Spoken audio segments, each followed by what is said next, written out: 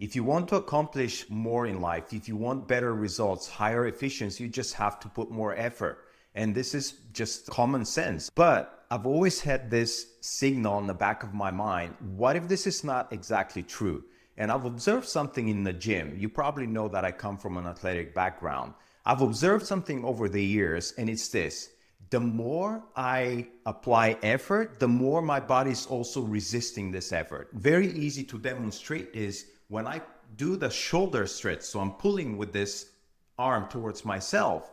I notice that at the same time, my brain is sending a signal for my shoulders not to stretch. Why? Because it's trying to prevent me from tearing muscle fibers. And I thought, wow, can this also work the same way in life in general? In other words, the more we consciously try to apply effort and to make things happen, the more there is resistance towards these things that we want happening. And it turns out that's exactly how it works. And here's how I'll tell you how it works.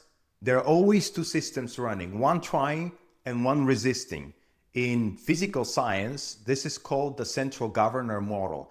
Basically, we never recruit 100% of our muscle fibers in a physical exertion. The most we can recruit is about 80 to 88% because for the rest, the body is resisting and we cannot overcome it. The purest analogy to this is the faster you're driving the car, the more you're also applying the brakes. Exactly the same mechanism works in life. The prefrontal cortex is the self-planning, the self-guessing, the self-criticizing part that also wants to plan everything. It's the part that's pushing the brakes. The term for this is transient hypofrontality. It's basically how we go into a flow state by scaling back our resistance, our self-criticism, our holding back. In other words, when the self-monitoring and the planning and the effort, the conscious effort goes down, our potential for results and outcomes increases. So the bottom line is this, just like in exercise, there are two systems running in life.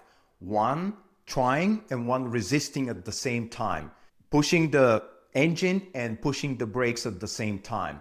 And achieving more in life might not have everything to do with how much effort and planning and trying we apply, but how less we resist. This is what I want to leave you with.